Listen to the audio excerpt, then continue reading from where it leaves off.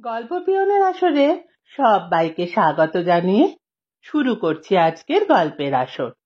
আজ শোনাবো শ্রী শীর্ষেন্দু মুখোপাধ্যায়ের লেখা উপন্যাস অদ্ভুতুড়ে। আজ রইল পঞ্চম পর্ব। পাঁচু হাত তুলে বলল, দাঁড়ান, আরো কথা আছে। হরেনের সঙ্গে দুটো বিশ্বাসী পাহারাদার থাকে, তাদের হাতে লাঠি, কোমরে ভোজালি। দুলালবাবু একটা তাচ্ছিল্যের ভাব করে বললেন, ফুহ, মোটে দুটো পাহারাদার? ওহো, আমি এক লহমায় উড়িয়ে দেব। বিচক্ষণ পাঁচু মাথা নেড়ে বলল, কাজটা সহজ হবে না দুলালবাবু। হরেনের কাছে ছোট বন্দুকও আছে, কৌশল করা ছাড়া উপায় নেই। কৌশলটা কি? আপনার হাতে একটা আংটি দেখছি, ওটা কি সোনার আংটি? দুলালবাবু বললেন, হ্যাঁ, সোনা বই কি। তাহলে ওটা খুলে নিয়ে সোজা হরেনের কাছে চলে যান।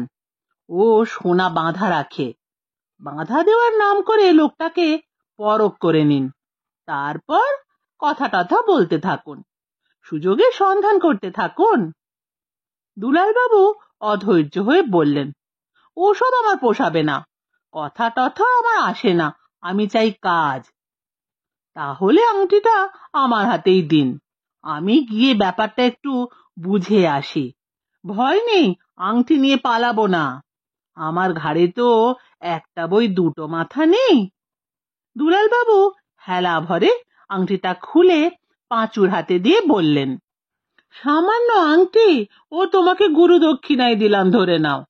সামান্য আংটি গেলে যাক, তার বদলে যদি কয়েক হাজার টাকা আসে। পাঁচু আংটিটা নিয়ে উঠল। গুটি গুটি গিয়ে সে যখন হরেনের দোকানে ঢুকলো, তখন হরেন একটা হিরে বা মুক্ত মন দিয়ে দেখছে। সামনে দুজন খদ্দের বসা, দরজায় দুটো ভোজপুরি দারোয়ান। তাদের চোখ একেবারে বুকের ভিতরে এসে সেঁধ হয়ে। হরেন পাঁচুকেও পাত্তা দিল না। পাথরটা রেখে সে খদ্দেরদের সঙ্গে নিচু স্বরে কথা বলতে লাগলো। পাঁচু দেওয়ালের সঙ্গে সেঁটে দাঁড়িয়ে রইল চুপ করে। সে ধৈর্যশীল লোক, জানে সবুরে মেওয়া ফলে। তবে দাঁড়িয়ে থেকে সে সব দিকে চোখ রাখছিল, কোথায় কি আছে, কি থাকতে পারে। অনেকক্ষণ বাদে খদ্দেররা বিদায় নিলে হরেন পাঁচুর দিকে চেয়ে চোখ ছোট করে বলল, কি হে, তোমার মুখখানা যেন চেনা চেনা ঠেকছে। আগে এই বাজারে পান বেচি। বটে? তবে কি মনে করে? একটু বিপদে পড়ে গেছি হঠাৎ, বড় টাকার দরকার। বটে? দরকার ছাড়া আর এই অধমের কাছে কে আসবে বলো? তা জিনিসপত্র কি এনেছো? এই আংটিটা আমার দাদা মশাইয়ের জিনিস, সাবেক মাল। হরেন আংটিটা নিয়ে কয়েক সেকেন্ড মাত্র দেখলো, তারপর কোষ্ঠী পাথরে ঘষে রংটা দেখে বলল, অনেক ভেজাল আছে, তা কত চাও? আগে 2-4 হাজার যা দেবেন। হাজার শুনে হরেন অট্টহাস্য করে উঠল। মিনিট খানেক সে হাসির দমকে কথাই বলতে পারল না। তাতে তার গায়ের ফতুয়া ভুঁড়ির উপরে উঠে গেল। কোমরের গেঁজেটা টপ করে দেখে নিল পাঁচু। তার আন্দাজ নির্ভুল, গেঁজেতেই মালপত্র থাকে তাহলে। হরেন হাসি থামিয়ে আংটিটা ফেরত দিয়ে বলল, তুমি বেশ মজার লোক হে। এই আংটিতে 2-4 হাজার টাকা যে চায় তার স্থান হলো পাগলা গারদ। যাও তো, এখন আমি উঠব। যে আগে বলে পাঁচু উঠল, কিন্তু ঠিক সেই মুহূর্তেই বাধা পড়ল। দুই দরোয়ান একসঙ্গে এই এই বলে বিকট চিৎকার করে উঠল। পাঁচু চোখ বুজে ফেলল। চোখ বুঝলে কি আর রক্ষে পাওয়া যায়? পাঁচু চোখ বুঝেও রেহাই পেল না। কান তো আর বন্ধ নেই। শুনতে পেল দুম দাম দমাস সব সাংঘাতিক শব্দ। দুলালবাবু হেঁড়ে গলায় চেঁচাচ্ছেন, আমাকে রুখবি? এত ক্ষমতা তোদের? হ্যাঁ, এই দিলুম এক ঘুষো। কেমন কেমন বুঝছিস রে পাজি? ওরে ছুঁচো, আমাকে ল্যাং মারা হচ্ছে, এই নে, তোকেও দিলুম এক রদ্দা। কেমন লাগছে রে? ছ্যা, দুটো মুস্কো জোয়ান তোরা, দুবেলা নিশ্চয়ই ভরপেট খাস, ডন বৈঠক দিস, ফুলের গায়ে মূর্ছা গেলি বাবা? না না হরেন, এ কোনো কাজের কথা নয়, এই দরোয়ান তোমার চলবে না। বলতে বলতে দুলাল বাবু হাতটা ঝেড়ে হাসি হাসি মুখে দোকানে ঢুকলেন। ভাবখানা এমন যেন কিছুই হয়নি। পাঁচু চোখ চেয়ে একটা দীর্ঘশ্বাস ফেলল, কারণ সে স্পষ্টই দেখতে পাচ্ছে হরেন কর্মকার তার রিভলভারটা বের করে ইতিমধ্যে বাগিয়ে ধরেছে, আর বাঘা চোখে দুলাল বাবুর কীর্তিকলাপ লক্ষ্য করছে। হরেন পাকা লোক, খামোখা ঘাবড়ে গিয়ে চেঁচামেচি করেনি। দরকার হলে তার হয়ে হাতের অস্ত্রটাই কথা কইবে, কিন্তু দুলাল বাবুর সেদিকে ভ্রুক্ষেপ নেই। হরেন কর্মকারের দিকে চেয়ে বললেন, তা ভালো আছো তো হে হরেন ভায়া? অনেকদিন বাদে দেখা, একটু শুকনো শুকনো দেখাচ্ছে যেন। তা ভালো, বয়স হলে রোগা হওয়া স্বাস্থ্যের লক্ষণ। তা আর সব খবর টবর কি? কাজ কারবার তাহলে ভালোই চলছে? হ্যাঁ? হরেন তার অস্ত্রটা আর একটু শক্ত করে ধরে ঠান্ডা গলায় বলল, আপনি কে? এখানে আগমনী বা কিসের জন্য? দুলাল বাবু ভারী অভিমানের গলায় বললেন, সে কি, আমাকে চিনতে পারছো না হরেন ভাই? কলিকালটা যে বড়ই জাঁকিয়ে বসেছে বলে মনে হচ্ছে। সেই যে গো, বছর 15 আগে আমার মরা মায়ের একজোড়া কানপাশা বাঁধা রেখে তোমার কাছ থেকে 50টা টাকা কর্জ করেছিলাম, মনে নেই? সুদে আসলে 150 টাকা ফেরত দেওয়ার কথা ছিল, সে আর জোগাড় হলো না বলে কানপাশা দুটো তুমি গাপ করে ফেললে। হরেন কর্মকার ঠান্ডা গলাতেই বলল, জিনিস বাঁধা রাখাই আমার ব্যবসা, দিন রাত হাজারটা লোক আসছে, সবাইকে মনে রাখা আমার কাজ নয়। সে কি হে, দুলাল মাস্টারকে ভুলে গেলে হে হরেন? এরপর তো নিজের মায়ের পেটের ভাইকেও চিনতে পারবে না। কলিকালে যে কত কি হয়।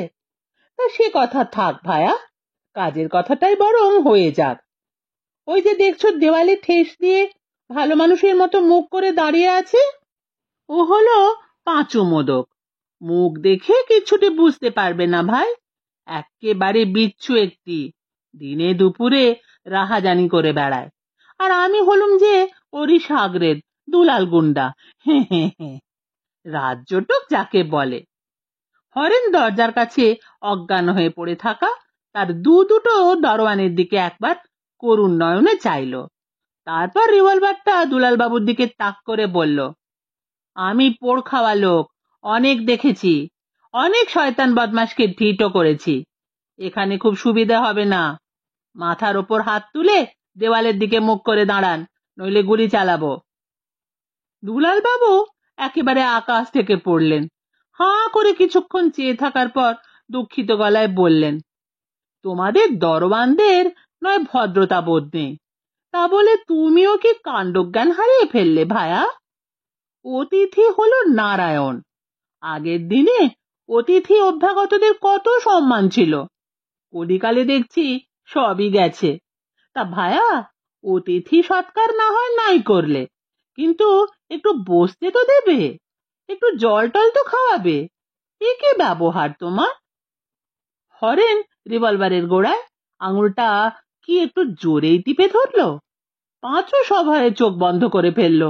আবার না, পৈতৃক প্রাণটা নিয়ে আজ আর বোধহয় ফেরা যাবে না। হরেন গর্জন করে উঠল, খবরদার, আর এগোলে কিন্তু। দুলাল বাবু হরেনের হুমকি অগ্রাহ্য করে তবু এক পা এগিয়ে গিয়ে এক গাল হেসে বললেন, আমি জানি হে হরেন, তোমার বড় দয়ার শরীর, তুমি পিঁপড়ে পর্যন্ত মারতে শেখনি। ওইসব বন্দুক পিস্তল কি ভাই তোমার হাতে শোভা পায়? বড় বিপজ্জনক জিনিস, ও তুমি রেখে দাও বাক্সের মধ্যে। ওসব ঘাঁটাঘাঁটি করলে মনের মধ্যে জিঘাংসা আসে, নিরীহ লোকের মাথাতেও খুন চেপে যায়, রেখে দাও ভাই।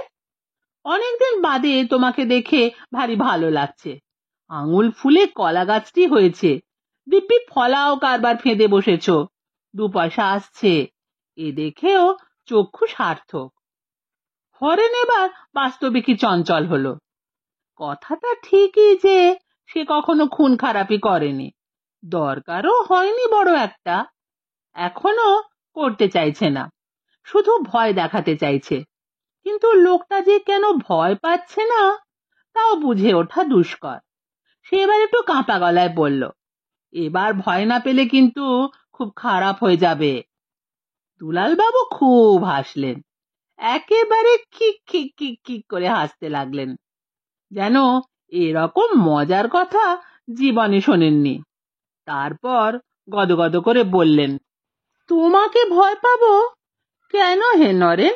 তোমার মতো একজন নিরীহ সজ্জনকে ভক্তি করব, শ্রদ্ধা করব, কিন্তু ভয় পাবো কেন? এই যে তুমি এত উন্নতি করেছো, এতে কি আমার আনন্দ হচ্ছে না? আমি গর্ব অনুভব করছি না? খুব করছি হে হরেন, খুব করছি। বাঙালির আজ ভারী দুর্দশা, তার মধ্যে তুমি যে উন্নতি করেছো, এটা যে খুব আশার কথা ভাই। ভয়ের কথা এখানে উঠছে কিসে? ওই বলে দুলাল বাবু দু হাত বাড়িয়ে একেবারে প্রেমানন্দে হরেনের দিকে এগিয়ে গেলেন।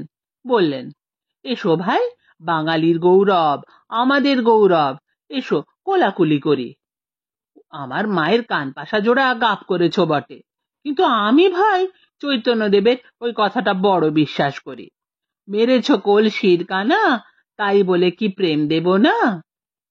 হরেন সভয়ে দাঁড়িয়ে পড়ে রিভলভার তুলে বলল, খবরদার বলছি, ভালো হবে না। খুন হয়ে গেলে কিন্তু আমাকে দায়ী করতে পারবেন না বলে দিচ্ছি। এই তবে ছুঁড়লুম গুলি। বলে বাস্তবিকই হরেন তার রিভলভারের ঘোড়া টিপে দিল। পাঁচও বিপাক বুঝে আগেই মেঝে শুয়ে পড়েছিল, এবার চোখও বুঝে ফেলল।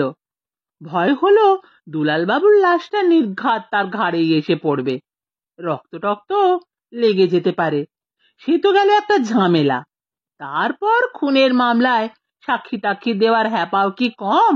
না, দুলাল বাবুর সঙ্গে কাজ কারবারে নামাটাই একেবারে মস্ত ভুল হয়ে গেছে। ঢিসুম শব্দ করে হরেনের রিভলভারের গুলি ছুটল, তবে হরেনের কাঁপা হাতের গুলি কারো কোনো ক্ষতি করল না। দরজা দিয়ে উড়ে গিয়ে উল্টো দিকের একটা চালা ঘরের চালে গিয়ে সেঁধ হলো। কিন্তু হরেন ভাবলো তার গুলিতে নির্ঘাত লোকটা মরেছে। জীবনে এই প্রথম তার গুলি ছোঁড়া। শব্দে সে নিজেই ঘাবড়ে গেল। চোখ বুজে রিভলভারটা ফেলে কাঁপতে কাঁপতে বসে পড়ল সে। তারপর দু হাতে মুখ ঢেকে রাম রাম হরি হরি করতে লাগলো। নরহত্যার মতো পাপ নেই, আর তার হাতেই কিনা আজ একটা নরহত্যা হয়ে গেল। এই হাতে যে রোজ সকালে ঠাকুরের ফুল তোলে, লক্ষ্মীনারায়ণের পট পরিষ্কার করে, নারায়ণ শিলাকে পূর্ব গঙ্গা জলে স্নান করায়, এখন এই খুনে হাত দিয়ে আর কি সেসব পুণ্যের কাজ করা যাবে? ঠাকুর কি আর তার দিকে মুখ তুলে চাইবেন? ছি ছি, এ কি হলো? না হয় যেতই কয়েক হাজার টাকা, কিছু সোনাদানা আর হিরে জহরত, গেলেও অনেক থাকতো হরেনের। কিন্তু নরহত্যা করে যে সে নিজের স্বর্গে যাওয়ার রাস্তাটাই বন্ধ করে দিল। তার মতো পাতকীকে এখন হাজার বছর নরক বাস করতে হয় কে জানে। ভাবতে ভাবতে হরেন ফুপিয়ে ফুপিয়ে কাঁদতে লাগলো। হরেনের দুঃখ দেখে দুলাল বাবু স্থির থাকতে পারলেন না। সামনের লোহার বেড়াটা ডিঙিয়ে ভিতরে ঢুকে ক্যাশ বাক্সের উপর বসে হরেনের পিঠে হাত বোলাতে বোলাতে বললেন, কেঁদো না হে হরেন, কেঁদো না। জানি তুমি হিসেবি মানুষ, একটু একটু কিপটেও। একটা গুলি খরচ হয়ে যাওয়ার শোকটা সামলাতে পারছো না, কিন্তু আমি বলি কি, একটা গুলির কি বা এমন দাম? 2-2.5 টাকার বেশি হবে কি? তা বেঁচে থাকতে গেলে ওরকম 2-2.5 তো ভাই কত দিক দিয়েই যায়, ভেবে কি করবে? হরেন দু হাতে মুখ ঢেকেই কাঁদতে কাঁদতে বলল, 2-2.5 গেছে যাক, কিন্তু একটা নরহত্যা হয়ে গেল যে, মহা পাপ হয়ে গেল, এখন কি হবে? দুলাল বাবু বিজ্ঞের মতো হেসে বললেন, তাই বলো, পাপ নিয়ে ভাবছো? ভাই রে, দুনিয়াতে এমন কোন সমস্যাটা আছে যার সমাধান নেই? নরহত্যা, মিথ্যে কথা, চুরি জোচ্চুরি সবকিছুরই নিদান আছে। আমি বলি কি ভায়া, কিছু মূল্য ধরে দাও, তাহলেই পাপ টাপ সব কেটে যাবে। বেঁচে থাকতে গেলে ওরকম দু চারটে নরহত্যা না করে উপায় বা কি। হরেন যেন এ কথায় একটু শান্ত হলো, লাল দুখানা চোখ মেলে বলল, নরহত্যার রেট কত জানেন?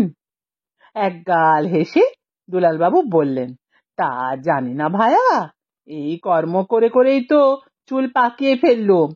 তা 1000-5 যদি ছাড়ো তো লাশ টাশ একদম গুম করে ফেলবো, কেউ টেরটিও পাবে না। হরেন হঠাৎ সম্বিত ফিরে পেয়ে বড় বড় চোখে চেয়ে বলল, কিন্তু আপনি তো মরেননি, দিব্যি বেঁচে আছেন। দুলালবাবু মুখটা গোমড়া করে বললেন, ভাই রে, আমি মরলে তবু ভালো ছিল। যাকে মেরেছ সে আমার গুরু, ওই দেখো পাঁচু মোদকের লাশ পড়ে আছে। যে সে লোক তো নয়, কাঁচা খেকো তান্ত্রিক, মাটি থেকে 4 হাত শূন্যে উঠে ভাসতে ভাসতে ধ্যান জপ করে। সব সিদ্ধ, পিশাচ সিদ্ধ, যোগী পুরুষ। এমন মানুষকে মারলে পাপ কত গুণ বেড়ে যায় তা জানো? আমাকে মারলে যদি তোমার 1 কেজি পাপ হয়, তো পাঁচু মোদককে মারলে হয় 75 কেজি। 5000 রীতিমতো কমই বলেছি হে। হরেন কিন্তু একটু কিন্তু কিন্তু করতে লাগলো, বলল, লোকটা যে সত্যিই মরেছে তার প্রমাণ কি? আমি তো ওর দিকে তাক করে গুলি ছুড়িনি। দুলালবাবু বললেন, আমাকে ফসকে গিয়ে ওকেই লাগলো কিনা, একেবারে মাথা ফুটো করে বেরিয়ে গেছে, দেখো না কেমন দাঁত ছড়কুটে পড়ে আছে। আর দেরি করো না ভায়া, বন্দুকের শব্দ বহু দূরে যায়। লোকজন এসে পড়ার আগেই লাশ সরাতে হবে। পরের জন্য খেটে খেটে গেলুম।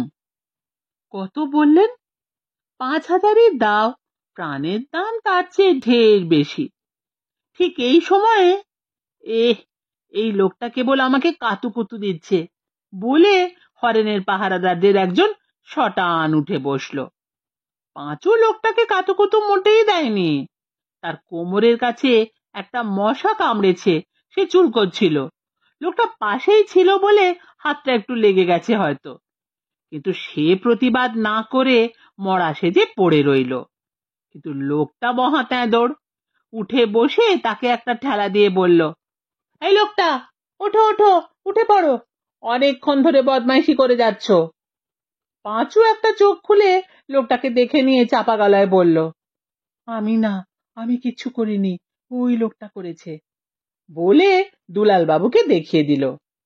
পাঁচুর কথা শুনে পাহারাদারটা দুলালবাবুর দিকে চাইল, তারপর গা ঝাড়া দিয়ে উঠে পড়ে বলল, হ্যাঁ হ্যাঁ, এই লোকটাই তো, একটু আগে বেকায়দায় পেয়ে আমাকে রদ্দা মেরেছিল। তবে রে, বলে লোকটা এক লাফে লোহার বেড়াটা ডিঙিয়ে দুলালবাবুকে জাপটে ধরল। দুলালবাবু ভারী বিরক্ত হয়ে লোকটাকে আর একটা রদ্দা কষিয়ে হাঁটুর নিচে চেপে ধরে রেখে বললেন, একটা জরুরি কথা হচ্ছে, এর মধ্যে কি হুটোপাটি করতে হয় রে দুষ্টু ছেলে? তারপর হরেন ভায়া বলো।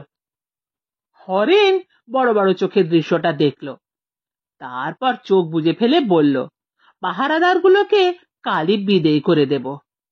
দুলালবাবু খুব উৎসাহের গলায় বললেন, সে খুব ভালো কথা, এসব রোগা দুবলা জীব দিয়ে কি আর ডান পিটেদের কাজ হয়?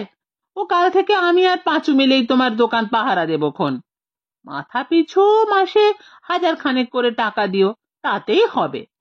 আমাদের খাই বেশি নয়, আর তোমার দিকটাও তো দেখতে হবে। হরেন এবার চোখ খুলল, ওকে ছেড়ে দিন, আর বেশিক্ষণ ওভাবে চেপে রাখলে মরে যাবে, রদ্দা খেয়েই বেচারা অজ্ঞান হয়ে গেছে। তাই নাকি? বলে ভারী লজ্জিত মুখ করে দুলালবাবু লোকটাকে ছেড়ে দিয়ে বললেন, আর দেরি করো না ভায়া, টাকাটা ফেলে দাও, আমি লাশটা ঘাড়ে করে বেরিয়ে পড়ি। সেই পশ্চিমের জঙ্গলে গিয়ে কোদাল গাঁইতি নিয়ে গর্ত করতে হবে, লাশ পুঁততে হবে, অনেক ঝামেলা। তোমার মুখ চেয়ে কষ্টটা স্বীকার করছি। হরেন মুখখানা তোম্বা করে বলল, কাকে পুঁতবেন? লোকটা তো মরেনি। দুলালবাবু অবাক হয়ে বললেন, মরেনি মানে? আলবাত মরেছে, ওর ঘাড় মরেছে, না মরে ওর উপায় আছে? হরেন মাথা নেড়ে বলে, আমি বলছি মরেনি, একটু আগেই আমি ওকে মশা মারতে দেখেছি। দুলালবাবু খুব হেসে টেসে মাথা নেড়ে বললেন, না রে ভাই না, ও তোমার চোখের ভুল। মোটেই ভুল নয়, ওর কনুইয়ের গুঁতোয় আমার দারোয়ান রাম সিং পর্যন্ত মূর্ছা ভেঙে উঠে পড়েছে। দুলালবাবু নিতান্ত ভালো মানুষের মতো মুখ করে বললেন, ওরকম হয়, মরার পরও হাত পা একটু আধটু নড়ে। তার মানে পাঁঠা বলে দেখোনি? গলা কেটে ফেলবার পরও পাঁঠাটা কেমন ছটপট করে পা টানা দেয়, ম্যা ম্যা করে ডাকে। মোটেই ম্যা ম্যা করে ডাকে না। আহা, না ডাকলেও ছটপট তো করে। এও তাই, লোকটার মাথা ফুটো করে গুলি বেরিয়ে গেল, স্বচক্ষে দেখলাম।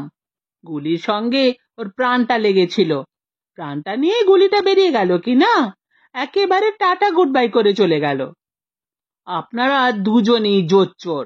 ওই দেখুন, লোকটার চোখ মিটমিট করছে, ওই যে কোমরের নিচে হাত দিয়ে চুল করছে।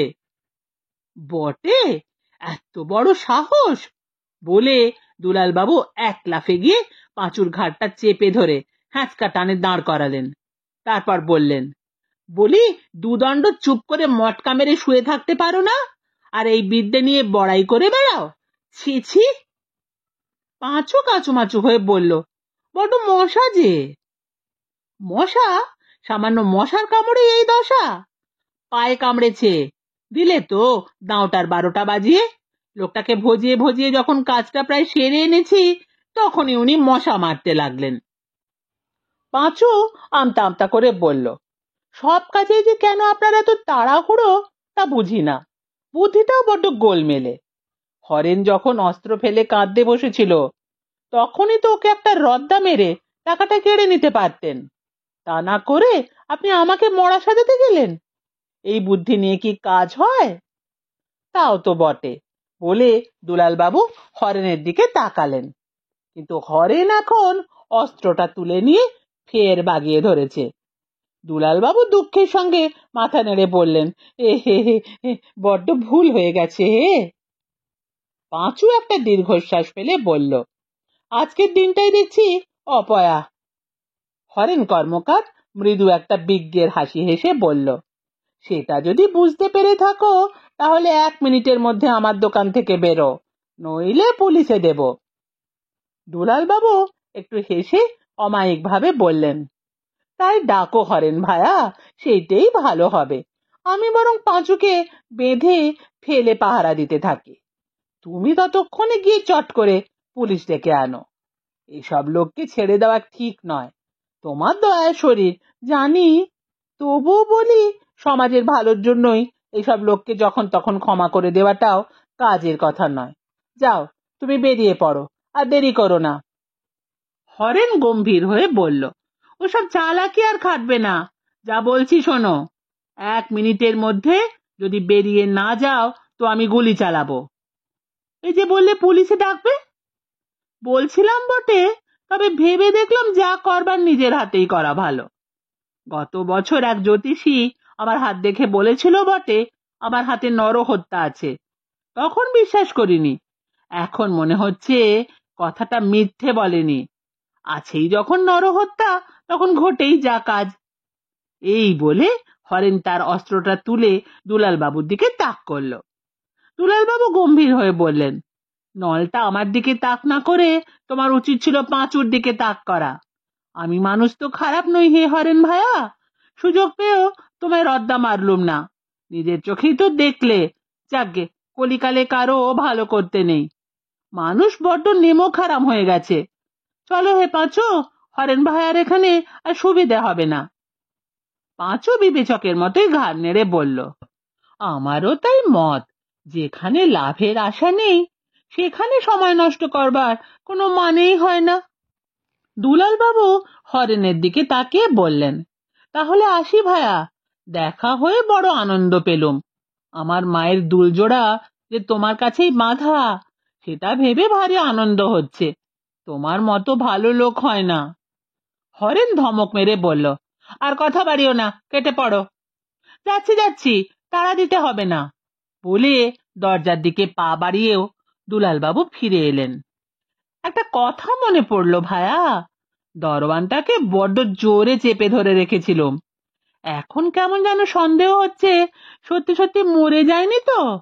দেখো তো নাকের সামনে হাত দিয়ে শ্বাস চলছে কিনা। মরে গিয়ে থাকলে হ্যাপাটা তোমাকেই তো সামলাতে হবে। হরেন একটু ভ্যাবাচাকা খেয়ে গেল, তারপর কি ভেবে একটু নিচু হয়ে লোকটার নাকের সামনে হাত রাখলো। এই সুযোগটার জন্যই অপেক্ষা করছিলেন দুলাল বাবু। হরেন যেই নিচু হয়েছে অমনি তিনি হনুমানের মতো লাফ মেরে বেড়া ডিঙিয়ে সোজা তার ঘাড়ের ওপর পড়লেন। তারপরেই এক রদ্দা। পাঁচও চোখ বুজে ফেলেছিল। সে চোর বটে, কিন্তু খুনে নয়। চোখ বুঝেই সে বলল, রক্ষে করুন দুলাল বাবু, লোকটাকে মেরে ফেলবেন না। দুলাল বাবু একগাল হেসে বললেন, আরে না, এই দেখো লোকটার গেঁজের মধ্যে কত টাকা, 20-30 হাজার তো হবেই।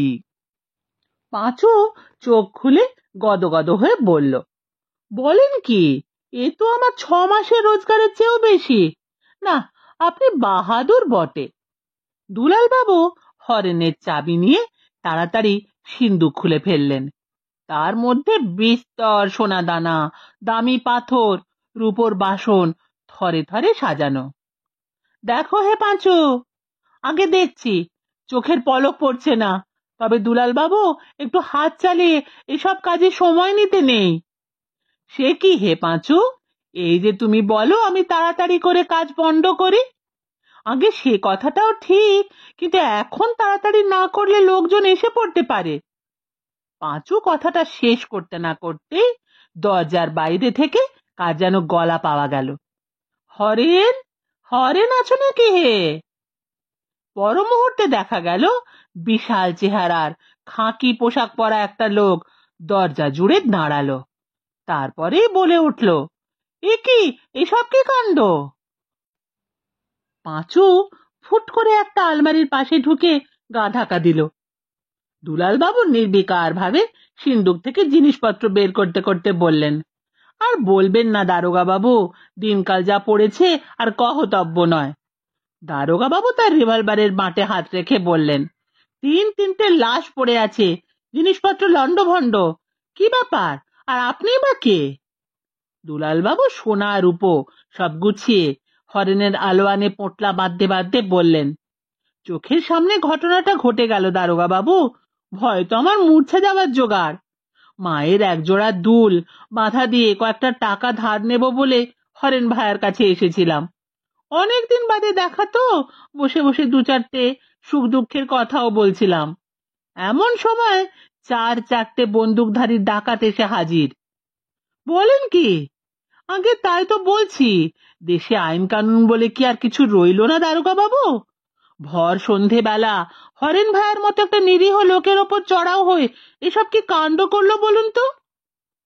দারোগা বাবু 3জন মূর্ছিত লোকের দিকে চেয়ে বললেন, এরা কি বেঁচে আছে? তা বলতে পারছি না, না থাকারই কথা। আমি হরেন ভাইয়ের জিনিসগুলো একটু গুছিয়ে দিচ্ছি, নেইও বিশেষ কিছু, সব চেঁচে পুছে নিয়ে গেছে, যা আছে তা ওর বউকে পৌঁছে দিয়ে আসি। ডাকাতরা কোন দিকে গেল বলুন তো? ওই দিকে গেলে এখনো ধরে ফেলতে পারবেন। দারোগা বাবু তবু কূট সন্দেহের চোখে দুলাল বাবুর দিকে চেয়ে বললেন, আপনাকে তো ঠিক চিনতে পারছি না, অথচ চেনা চেনাও লাগছে। অনেকেরই লাগে, ওটা কিছু নয় দারোগা বাবু, চোখের ভুল। আমরা একটা সাংঘাতিক খুনিকে খুঁজছি। সে এই শহরেই কোথাও পালিয়ে আছে। সে ভালো ক্রিকেট খেলে, গায়ে ভীষণ জোর, প্রচন্ড খেতে পারে, আর দেখতে অনেকটা সায়েন্সের মাস্টার দুলাল বাবুর মতো। এরকম লোক কাউকে দেখেছেন নাকি? দুলাল বাবু ভ্রু কুঁচকে একটু ভেবে নিয়ে বললেন, দাঁড়ান দাঁড়ান, হো হো, ঠিক তো, 4জন ডাকাতের একজনের চেহারা তো বাস্তবে কি দুলাল বাবুর মতোই। সে খুনি নাকি দারোগা বাবু? কি সর্বনাশ, খুব জোর বেঁচে গেছি তাহলে। দারোগা বাবু খাপ থেকে রিভলভারটা বের করে মাথা নেড়ে বললেন, না, আপনি বেঁচে যাননি, বাঁচার কোনো উপায় আপনার সামনে নেই। দুলাল বাবু মিষ্টি করে হেসে বললেন, এত কম বয়সে তো কারো ভীমরতি হয় না দারোগা বাবু, আপনার হলো কি করে? ভীমরতি যে হয়নি তা আপনিও নির্ঘাত হাড়ে হাড়ে টের পাচ্ছেন। এবার মানে মানে পোটলাটা যেখানকার সেখানেই রেখে দুহাত তুলে এগিয়ে আসুন, আপনাকে আমি অ্যারেস্ট করলাম। পোটলাটা ছেড়ে দুলালবাবু একটা দীর্ঘশ্বাস ফেলে বললেন, গাড়লদের সঙ্গে কাজ করতে গেলে এরকমই হয় দারোগা বাবু। ওই যে দেখুন আমার স্যাঙাত পাঁচু মোদক কেমন আলমারির আড়ালে ভালো মানুষের মতো গা বাঁচিয়ে দাঁড়িয়ে আছে। চেনেন তো ওকে? বিখ্যাত চোর। এখন কি ওর উচিত ছিল না একটা মুগুর টুগুর বা নিদেন একটা ইট দিয়ে পিছন থেকে আপনার মাথায় মারা? আপনি বলুন, এই বিপদের সময় এটাকে বন্ধুর মতো কাজ হলো? ছ্যা ছ্যা, দেশটার এই জন্যই কোনো উন্নতি নেই, বুঝলেন দারোগা বাবু? অন্যের বিপদে ঝাঁপিয়ে যদি না পড়লি তাহলে আর মানুষ কিসের, তাই না দারোগা বাবু? পাঁচু মাথা চুলকোতে চুলকোতে ভারী লাজুক গলায় আলমারির আড়াল থেকে বলল, তা কি করব, এখানে যে মুগুর টুগুর কিছু নেই, ইটও তো দেখছি না, কেবল একটা জলের কুঁজো আছে, কিন্তু তাই দিয়ে কি কাজ হয়? দুলালবাবু ব্যথিত গলায় বললেন, শুনুন দারোগা বাবু শুনুন, উনি জলের কুঁজোটা হাতের কাছে পেয়েও ভাবছেন ওতে কাজ হবে কিনা। আচ্ছা দারোগা বাবু, আপনিই বলুন, জলের কুঁজো মাথায় মারলে কাজ হয় না, এ কথা শুনে কে না হাসবে? দারোগা বাবু বিস্ফারিত চোখে পাঁচুকে দেখছিলেন। প্রবল একটা শ্বাস ছেড়ে বললেন, পাঁচু? পাঁচু মোদক? সেই বিটকেল চোর যে আমার বাড়িতে ঢুকে অবধি তেল ঘড়ি আর বাসন চুরি করে নিয়ে গেছে? দুলালবাবু একগাল হেসে বললেন, আগে সেই পাঁচু মোদক। তবে আপনাকেও বলি দারোগা বাবু, পাঁচুর মতো আনাড়ি চোরের কাছে জব্দ হওয়া আপনার উচিত হয়নি। দেখছেন তো কেমন ভেবা গঙ্গারাম, আপনি যখন আমার দিকে পিস্তল তাক করে আছেন তখন অনায়াসে কুঁজোটা তুলে আপনার মাথায় বসিয়ে দিতে পারতো, তা না করে বোকার মতো কোণে বসে যে দাঁড়িয়ে আছে দেখুন। দারোগা বাবু হুঙ্কার দিলেন, খবরদার, জলের কুঁজোয় হাত দেবেন না বলছি। পাঁচু হাত দেয়নি, সভয়ে মাথা নেড়ে বলল, আগে না, জলের কুঁজোয় হাত দেওয়া খুব খারাপ জিনিস, ও পাপ আমি কখনো করব না দারোগা বাবু। কিন্তু আপনি ওদিকটা দেখুন, উনি লোক সুবিধের নন। দারোগা বাবু চট করে দুলাল বাবুর দিকে ফিরে বললেন, খবরদার। দুলাল বাবু অমায়িক গলায় বললেন, আগে আমি তো কিছু করিনি, আমি শুধু পাঁচুকে নজরে রাখছি, যদি এই সুযোগে ও কিছু একটা করে বসে। দারোগা বাবু সঙ্গে সঙ্গে পাঁচুর দিকে ঘুরে বললেন, খবরদার। পাঁচু সঙ্গে সঙ্গে নিজের নাক কান মলে বলল, ওকে বিশ্বাস করবেন না দারোগা বাবু, নড়া তো দূরের কথা, আমি শ্বাস অব্দি ফেলছি না ভয়ে। তবে কিনা দুলাল বাবু নানা কায়দা জানেন, কখন যে কি করে বসবেন। দারোগা বাবু ফের দুলাল বাবুর দিকে ফিরে বললেন, খবরদার। দুজন ঘরের দুদিকে, ফলে দুজনকে পিস্তলের পাল্লায় আনা বা একসঙ্গে নজরে রাখা যাচ্ছে না। দারোগা বাবু বেশ ফাঁপড়ে পড়লেন, একবার ডাইনে একবার বাঁয়ে মোচড় মারতে মারতে তিনি হন্যে হয়ে গেলেন। তারপর পাঁচুর দিকে ফিরে বললেন, ওহে পাঁচু, যাও গিয়ে ওই লোকটার পাশে দাঁড়াও। যে আজ্ঞে বলে পাঁচু এগোতে লাগলো। দুলাল বাবু এই সুযোগে হারানের অস্ত্রটা তুলে নিয়ে ভারী অমায়িক গলায় বললেন, আচ্ছা দারোগা বাবু, এটা কি জিনিস বলুন তো? হারান ভাইয়ের কাছে ছিল, আমি ভাবলুম কি জানি বাবু কি জিনিস, বোধ হয় বিপদে আপদে কাজে লাগে, তাই না দারোগা বাবু? দারোগা বাবুর চোখ জিনিসটা দেখে গোলাকার হয়ে গেল, অত্যন্ত উত্তেজিত গলায় বললেন, শিগগির ফেলে দিন, ও খুব বিপজ্জনক জিনিস। দুলাল বাবু অস্ত্রটা বাগিয়ে ধরে বললেন, আমিও তো সেই কথাই বলি, এসব খুব বিপজ্জনক জিনিস, আপনিও ওটা ফেলে দিন।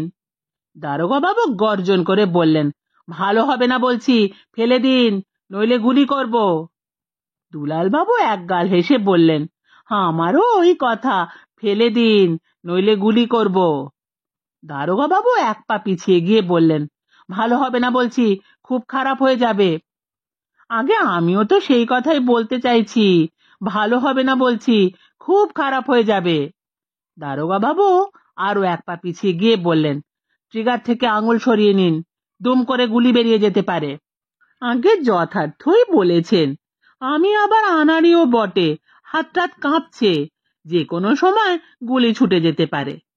দারোগা বাবু আরো এক পা পিছোতে গেলেন, কিন্তু চৌকাটে পা থেকে একেবারে চিৎপটাং হয়ে উল্টে ঘরের বাইরে পড়লেন। তারপর গড়িয়ে পড়ে গেলেন সিঁড়ির নিচে। দুলাল বাবু তাড়াতাড়ি বেরিয়ে এসে দারোগা বাবুর নাড়ি দেখে বললেন, মূর্ছা গেছে। ওহে পাঁচু। পাঁচু পোটলাটা ঘাড়ে করে বেরিয়ে এলো, একগাল হেসে বলল, যে আজ্ঞে। আজ তাহলে কাজ কারবার বেশ ভালোই হলো, কি বলো? কি আর বলবো বাবু, একটু পায়ের ধুলো দিন, এত এলেম আমার পেটেও নেই। দুলাল বাবু বিনয়ের সঙ্গে বললেন, এ আর কি দেখছো, এরপর আরো তো কত কি হবে, সবে তো সন্ধে। পাঁচু মাথা নেড়ে বলল, আজ আর নয়, সোনায় দানায় মিলিয়ে অনেক হয়েছে, লাখ টাকার মাল তো বটেই। দুলাল বাবু একটু তাচ্ছিল্যের ভাব করে বললেন, ছো, লাখ টাকা আবার একটা টাকা নাকি? বেশি লোভ করা ভালো নয় বাবু, অতি লোভে তাঁতি নষ্ট। দুলাল বাবু মাথা নেড়ে বললেন, লোভ নয় হে, লোভ নয়, কাজ করার একটা আনন্দও আছে। যত বিপদ তত আনন্দ, যত বাধা তত উত্তেজনা। পাঁচু গম্ভীর হয়ে বলল, আপনাকে নিয়ে মুশকিল কি জানেন, আপনার মতলবের ঠিক নেই, কখন যে কি করে বসবেন তাই ভেবেই আমার দুশ্চিন্তা হয়। এখন চলুন তো, ঘরে গিয়ে আগে মালপত্র রাখি। দুলাল বাবু হঠাৎ উৎকর্ণ হয়ে বললেন, আরে দাঁড়াও দাঁড়াও, কাদের যে পায়ের শব্দ পাচ্ছি, চারদিক থেকে কারা যেন আসছে, বেশ ভারী ভারী বুটের আওয়াজ। পাঁচুও শব্দটা শুনতে পেল, মুখ শুকনো করে বলল, সর্বনাশ, এ যে পুলিশের বুট, দারোগা বাবুর সেপাইরাই হবে। কথা শেষ হওয়ার আগেই একটা ঝাঁঝালো টর্চ বাতির আলো এসে তাদের ওপর পড়ল। কে যেন চেঁচিয়ে বলল, পাকড়ো পাকড়ো, ওই ডাকাত। পাঁচু পোটলাটা ফেলে চোখের পলকে অন্ধকারে গা ঢাকা দিয়ে ফেলল। সেপাইরা এসে দুলাল বাবুকে ঘিরে ফেলল। দুলাল বাবু একটা দীর্ঘশ্বাস ফেলে বললেন, না, শেষ রক্ষা হলো না। এক সেপাই বলল, কি বলছেন? দুলাল বাবু করুণ মুখ করে বললেন, দারোগা বাবুর কথাই বলছি, ওই যে পড়ে আছেন ময়দার বস্তার মতো। সেপাইদের কয়েকজন দৌড়ে গিয়ে দারোগা বাবুকে দেখে চেঁচিয়ে উঠল, সর্বনাশ, ইনি তো খুন হয়ে গেছেন।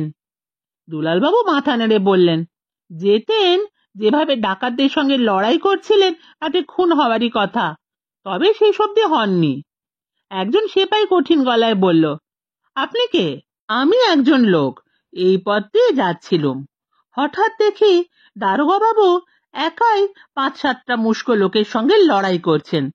তা আমি এইসব মারদাঙ্গা দেখতে খুব ভালোবাসি। ওই দোকান ঘরটার দেওয়ালের আড়ালে দাঁড়িয়ে প্রাণ ভরে লড়াই দেখলাম। আহা, এমন বহুদিন দেখিনি। খানিকটা অরণ্যদেব, খানিকটা টিনটিন, খানিকটা টারজান, মিলিয়ে মিশিয়ে যেন ভগবান আমাদের দারোগা বাবুকে তৈরি করেছেন। কি খুশি রে বাবা, যেন বোমা ফাটছে। ক্যারাটে, কুংফু সবই দেখাতে লাগলেন।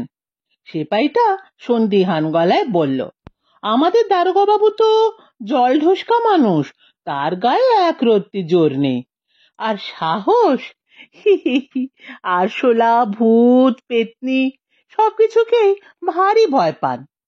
দুলাল বাবু নিমিলিত নয়নে বললেন, না না, আপনি ভুল করছেন, দারোগা বাবুকে বাইরে থেকে বোঝা যায় না বটে, কিন্তু তিনি ভিতরে অন্য জিনিস। সেপাইটা দুলাল বাবুর সঙ্গে মোটেই একমত হয় না, বলল, মোটেই নয়, উনি একটা জিনিসই পারেন, সেটা হলো খাওয়া। হাঁড়ি হাঁড়ি রসগোল্লা, কাঁড়ি কাঁড়ি মাছ মাংস খেয়ে ফেলতে পারেন, আর কোনো কাজই করেন না। চোর টোর তো আমরাই ধরি, উনি কিচ্ছু করেন না। তাহলে কি ভুল দেখলাম? কালকেই গণেশ ডাক্তারের কাছে গিয়ে চোখটা পরীক্ষা করাতে হবে। যাই, গিয়ে একটু জিরোই, বড্ড ধকল গেছে। জিরোবেন কি, আপনাকে যে থানায় যেতে হবে, আপনি যে ঘটনার সাক্ষী। ভূতর পরীদের গল্প যে কেউ বিশ্বাস করে না তা সে জানে। সবাই বলে ওটা নাকি স্বপ্ন, কিন্তু ভূত জানে তা নয়। পরীদের ব্যাপারটা একদম জলজ্যান্ত সত্যি।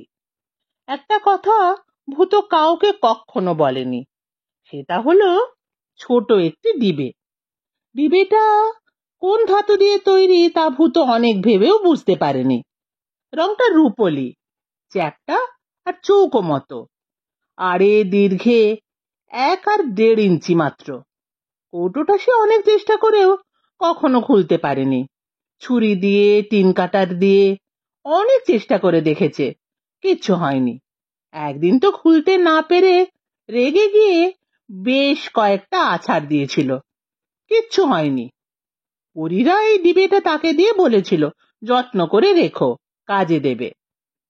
কি কাজে দেবে তা অবশ্য ভূত জানে না, তার বিশেষ কোনো সমস্যাও নেই। এ বাড়িতে সে বেশ বাড়ির ছেলের মতোই আছে। 5 ফরমাস করতে হয় বটে, কিন্তু পড়াশোনার জন্য তাকে স্কুলেও ভর্তি করা হয়েছে। সে খেলাধুলা করে, লেখাপড়া করে, খায় দায়, তার আর সমস্যা কি? কিন্তু একটা ব্যাপার ভূত লক্ষ্য করেছে, ডিবেটা হাতে নিলে সে বেশ একটা মনের জোর পায়। কোনো শক্ত অঙ্ক কষতে না পারলে ডিবেটা বাঁ হাতে মুঠো করে ধরে কষলে অঙ্ক জলের মতো মিলে যায়। পরীক্ষার সময়ও সে ডিবেটা পকেটে নিয়ে যায়। ডিবের গুণে কিনা কে জানে ভূত প্রত্যেক পরীক্ষায় ক্লাসে ফার্স্ট হয়। কিন্তু এসব ভূত কাউকে বলে না। তবে একবার ভারী অদ্ভুত কাণ্ড হয়েছিল। স্কুলে তার প্রাণের বন্ধু হচ্ছে সেকেন্ড বয় চিতু। একবার চিতুকে সে কৌটোটা লুকিয়ে দেখিয়েছিল। হাতের তেলোয় কৌটোটা নিয়ে সে চিতুকে দেখিয়ে বলল, বলতো এটা কি? চিতু অবাক হয়ে বলল, কোথায় কি? এই যে আমার হাতে। চিতু তার হাতের তেলের দিকে চেয়ে থেকে বলল, তোর হাতে? তোর হাতে তো কিছুই নেই, হাত তো খালি। ভূত তখন নিজেও অবাক হয়ে দেখলো তার হাতের চেটোটায় কিচ্ছু নেই, অথচ সে স্পষ্ট টের পাচ্ছিল ডিবেটা তার হাতেই রয়েছে, কিন্তু চোখে দেখা যাচ্ছে না। সে ভয় খেয়ে সঙ্গে সঙ্গে কৌটোটা পকেটে ভরে ফেলে বলল, ইয়ার কি করছিলাম, ওই একবারই কাণ্ডটা হয়েছিল। সেই রাতেই কিন্তু পরী এলো, একজন রোগা বিষণ্ণ মুখওয়ালা পরী। খুব গম্ভীর হয়ে বলল, তোমাকে সাবধান করা সত্ত্বেও তুমি কৌটোটা অন্যকে দেখানোর চেষ্টা করেছিলে।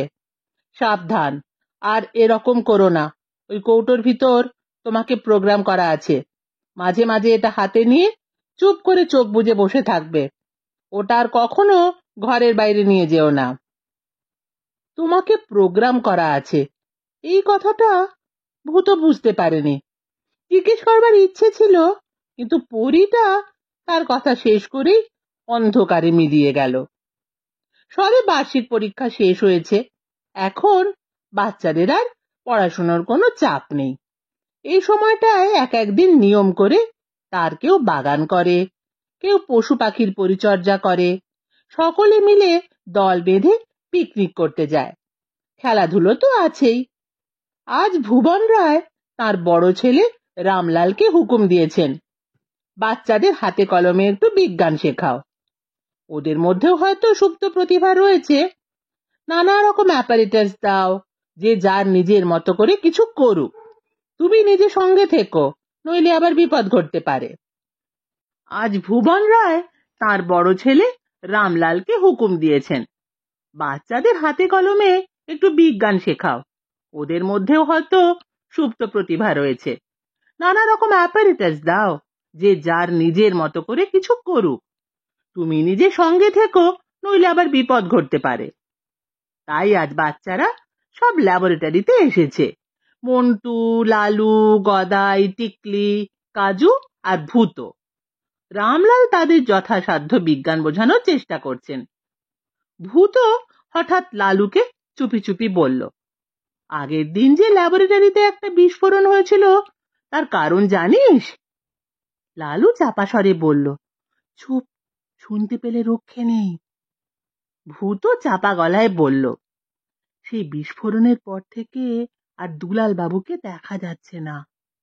হ্যাঁ, কিন্তু দুলাল বাবু তো খুন হয়েছেন, ঠিক তার মতোই দেখতে আর একটা লোক তাকে খুন করেছে বলে শোনা যাচ্ছে।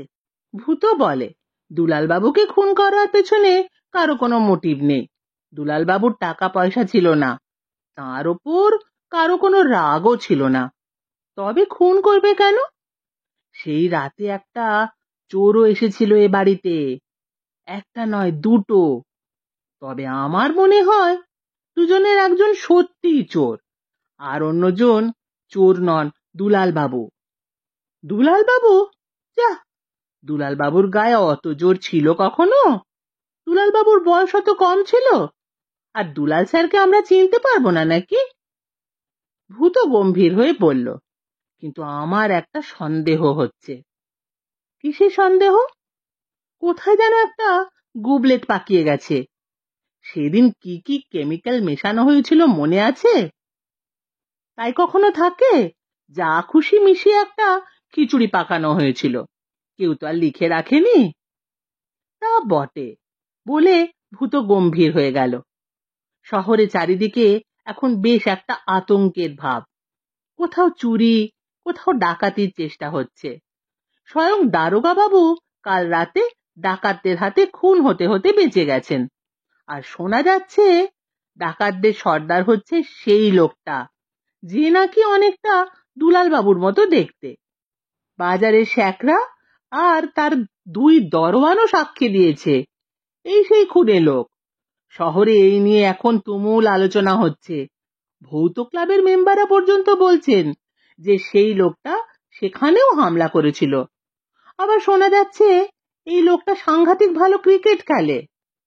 ভূত কিছুতেই অঙ্কটা মেলাতে পারছে না। রামলাল বাবু সায়েন্স নিয়ে নাতি দীর্ঘ বক্তৃতা দিলেন, তারপর দু একটা এক্সপেরিমেন্ট করলেন। তারপর বিরক্ত গলদঘর্ম হয়ে বললেন, যাও সব গিয়ে খেলা টেলা করো গে।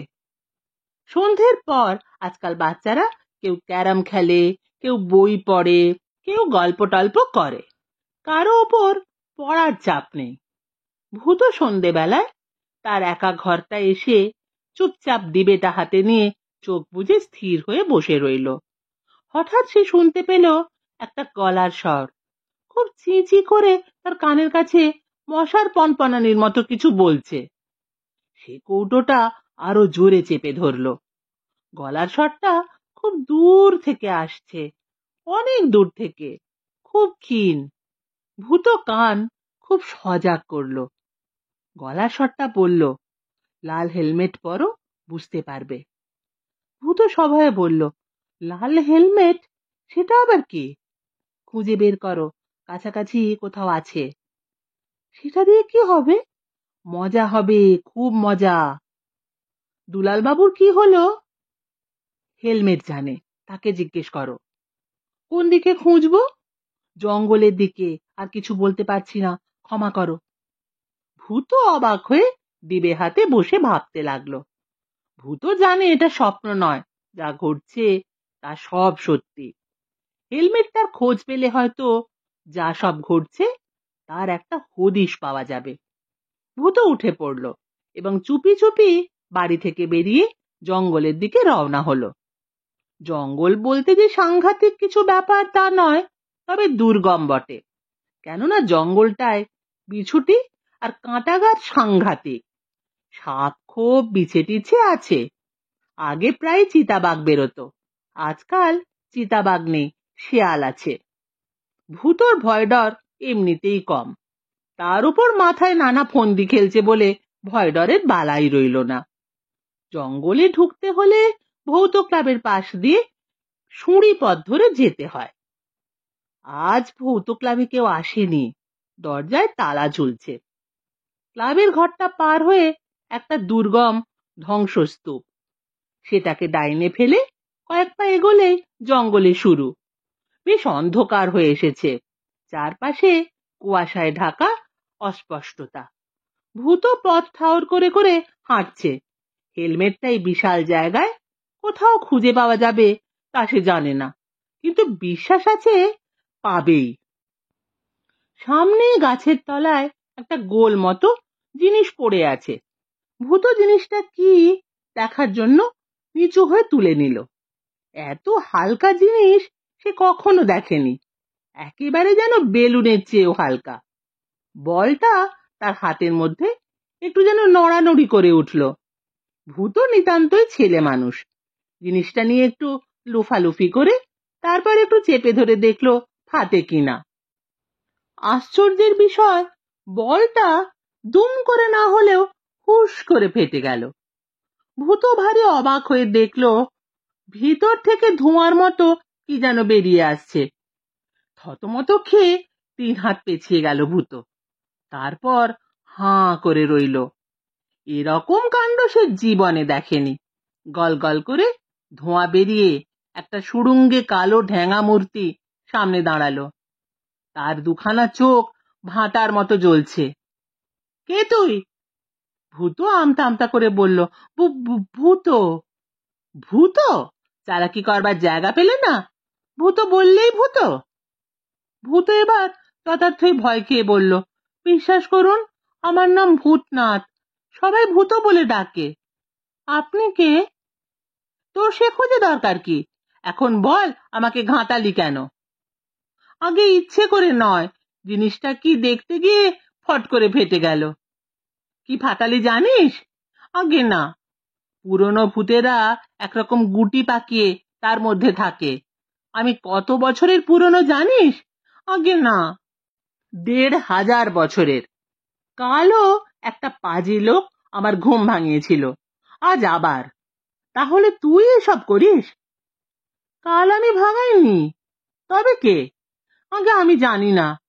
বললেই বিশ্বাস করব? লোকটাকে ধরার জন্য আজ আমি বুদ্ধি করে পথের ওপর পড়েছিলাম, কিন্তু আমি নই। সুড়ুঙ্গে ভূতটা দাঁড়িয়ে দাঁড়িয়ে কিছুক্ষণ ঢেউয়ের মতো হেলদোল খেলো। তারপর বলল, তুই নস তো কে? অবশ্য আমরা গন্ধ চিনি, তোর গায়ের গন্ধটা অন্যরকম। তা বলে তোকে যে ছেড়ে দেব তা ভাবিস না। ভূত ভয় খেয়ে বলল, কি করবেন তাহলে?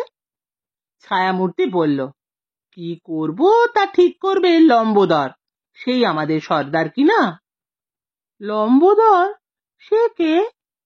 ভূতটার এতক্ষণ কোনো হাত পা ছিল না, কেবল লম্বাটে এক ধোঁয়াটে মূর্তি আর দুটো জ্বলন্ত চোখ। কিন্তু এবার একটা লিকলিকে হাত দেখা দিল। মনে হলো যেন ভূতটা সেই হাত দিয়ে চিন্তিত ভাবে মাথা চুলকলো। তারপর বলল, লম্বোদর যে কে তা কি আর আমরাই জানি? ভারী গোলমেলে ব্যাপার। আপনি তো লম্বোদরের কথা বললেন। বলেছি ঘাট হয়েছে। লম্বোদর আমাদের সর্দার ঠিকই, প্রায় 1000 বছর ধরেই সে সর্দার। কিন্তু ভূতের তো শরীর থাকে না, তার চেহারারও কোনো ঠিক নেই। তারপর পুরনো ভূত, চেহারা চিমসে মেরে একেবারে সব ধোঁয়াটে হয়ে গেছে। তারপর ধরো ফ্যাসাদ তো একটা নয়, মাঝে মধ্যে আমাদের ঝগড়া কাজিয়া মারপিট হয়, তখন সব আমরা গুলিয়ে যাই। তারপর ঝড় বাতাস তুফান এলেও একেবারে তালগোল পাকিয়ে ফেলে আমাদের। তারপর যখন ফের আলাদা হই, তখনই হয় মুশকিল। কে যে লম্বোদর ছিল আর কে যে বিশ্বনাথ, সেইটি ঠিক করাই হয় সমস্যা। তা আমরা কি করি জানো? আমরা ওই লম্বোদর নামটাই ধরে রেখেছি। একবার এক একজন পালা করে লম্বোদর হয়ে যায়। একটা ভোটের মতো ব্যাপারও হয়। বেশিরভাগ ভূত যাকে লম্বোদর বলে ঠিক করে সেই হয়। আপনার কোনো নাম নেই?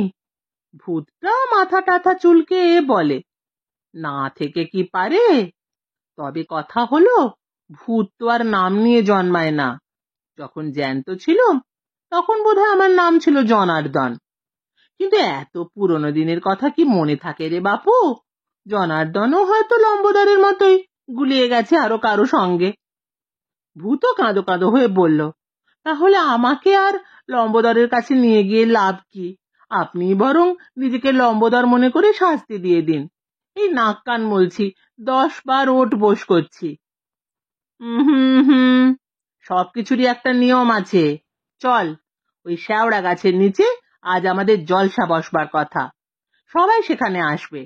সেখানেই বোঝা যাবে এবার লম্বোদরটা কে। লম্বোদর ছাড়া তোর বিচার হওয়া সম্ভব নয়। ওরে বাবা! ভূতটা বিরক্ত হয়ে বলল, তোর কি ভূতের ভয় আছে নাকি? বেজায় আছে। লক্ষণ তো দেখছি না। দিব্যি তো দাঁড়িয়ে দাঁড়িয়ে কথা বলছিস। একবার মূর্ছা গেলেও না হয় বুঝতাম।